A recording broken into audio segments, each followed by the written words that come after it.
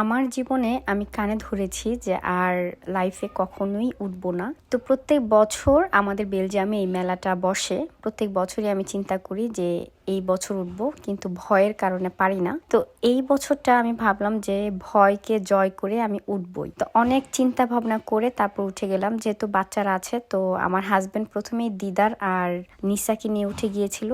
আমার হাজবেন্ড প্রচন্ড ভয় পেয়েছিল, তো এবার ছিল আমার আর তারেকের পালা। তো আমি উঠে বসার সাথে সাথে আমার এত ভয় লাগছে যে আমি আবার নেমে গেছি।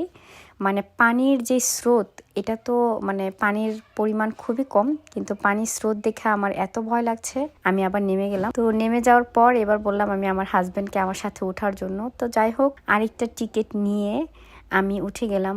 কিন্তু আমি যে ভয় পাইছি, আমার আওয়াজে, চিৎকারের আওয়াজ, আমার হাজবেন্ড মানে কি যে বলবো, ও অনেক ভয় পাইছে। ও তো প্রথমেই ভয় পাইছে, তারপর দ্বিতীয়বার আবার উঠছে আমার জন্য, জাস্ট আমার শখটা পূরণ করার জন্য। যাই হোক, ও আমার শখটাকে গুরুত্ব দিয়ে আমার সাথে আবার উঠছে। তো প্রথমটা একটু নিচে থেকে ছিল, ঝাঁকুনিটা এত ভয় পাইনি। বাট এই যে দেখতে পাচ্ছেন উঁচু থেকে যে ঝাঁকুনিটা দিয়ে নামে, এই ঝাঁকুনিতে যে কি ভয় লাগে, মনে হয় আমার কলিজাটা কেঁপে উঠছিল।